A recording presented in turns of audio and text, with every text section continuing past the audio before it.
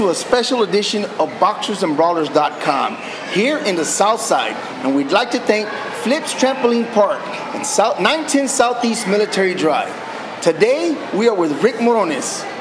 Rick is coming off a somewhat of a defeat, somewhat of a win for you, but in the midst of all that, it came with a little bit of controversy. James Kirkland, biggest fight of his career, sought out Rick Morones to train him rather than the usual Ann Wolfe. The fight promised to have a lot of fireworks, which it did for what it lasted. And it came off of a lackluster Floyd Mayweather-Manny Pacquiao fight. That fight was supposed to bring the boxing world back to where it needed to be. You got somewhat of a backlash on that. How do you feel about that? I'm not worried about it, man. I'm not, negativity is something I don't worry about. It's not something I take in, so, people are always going to have something to say. They're always going to have something to criticize. At the end of the day, like I said, I was given an opportunity, I was given a task to do. We came up short, and it happens. And it's boxing. Every fight is a winner and loser. We came up short. So, it is what it is. Now, as you well know, and I'm sure you heard a lot of the backlash, Ann Wolfe came out and said he gave you guys a big F on y'all's preparation leading up to the fight. How did you feel about that? Again, I wasn't worried about it. Like I said, she could say whatever she wants, So, would it have made a difference if she was in the corner? Who knows? Maybe it would have, maybe it wouldn't. But at the end of the day, she wasn't in the corner.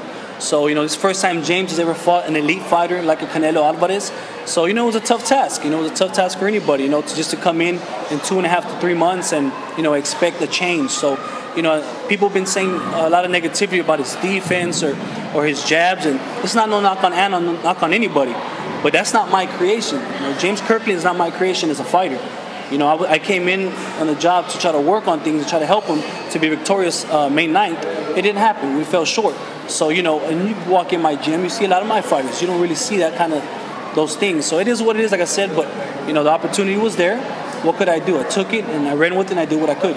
Now, speaking of that creation of James Kirkland, it had been said in the past that he was somewhat lazy, somewhat hard to get into the gym. Did you have those problems with him at all?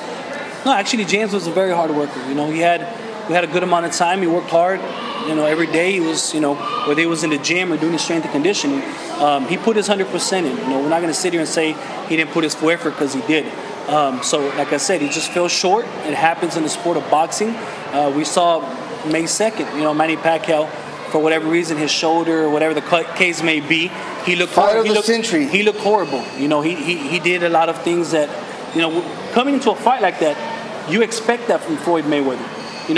That fight was supposed to be the fight of the century, because people thought Manny Pacquiao was going to come and just apply that pressure and use them angles and use that hand speed. Well, he did it, and to me, it's a credit to Floyd using that jab and his incredible movement. So it happens, and so I guess Freddie Roach is sitting at home with an F as well. Now, you mentioned pressure.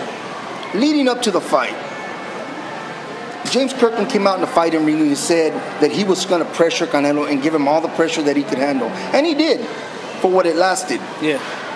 Was that the plan that you guys put together, or is that something that he felt was his best opportunity to beat someone like Saul Canelo Alvarez? Yeah, definitely. You can't fight Canelo Alvarez from a distance, At the end of the day, people can criticize him and say what he wants. And he's a great fighter. He has good hand speed. He's a strong, young fighter.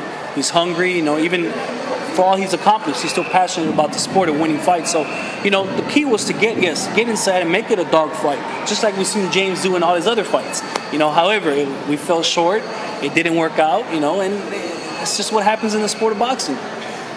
Now, Ann Wolfe says that, again, she's the one that came out and said he gave you guys an F, and she said that James Kirkland needs to be taken away from basically the outside world and just concentrate on boxing.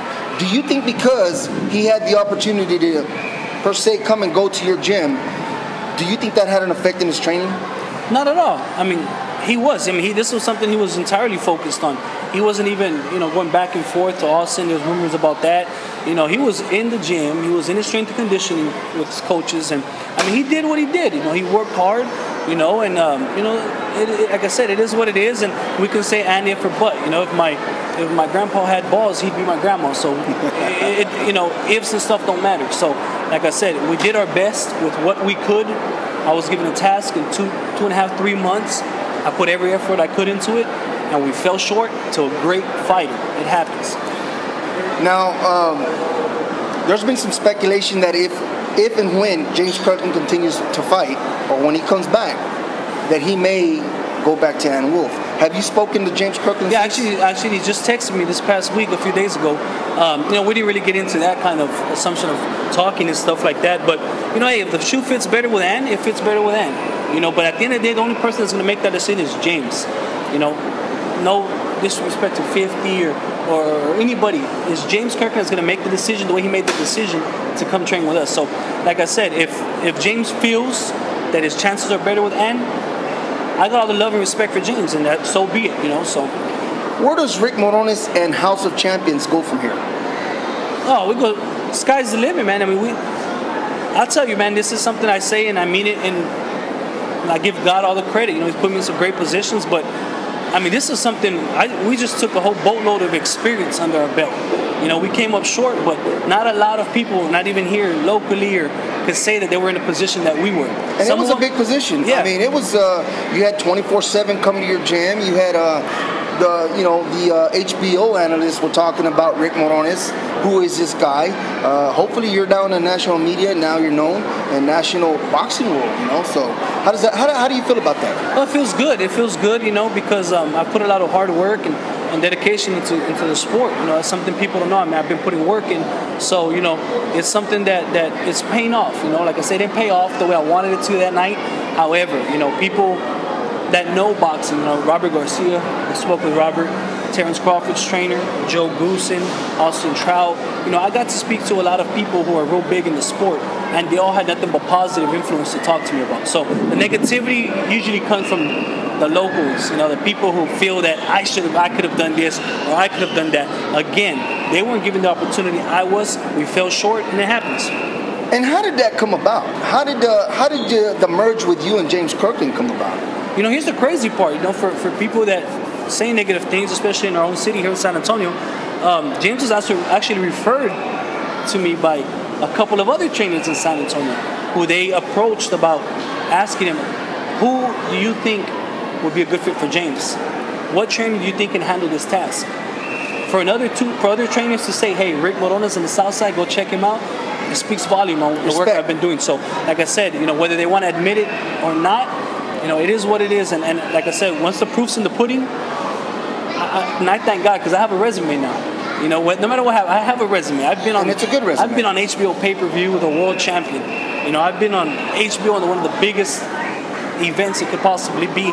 And here's just the worst part for people who want to talk negativity. The worst part is I'm only 29 years old. They're going to be seeing me around for a long time. So, and like I see, the only way things can only get better from here on. So. Rick, well, here at Boxers and Brawlers, we'd like to thank you for taking your time and doing this interview here at Flips Trampoline Park. Thank you for sponsoring us.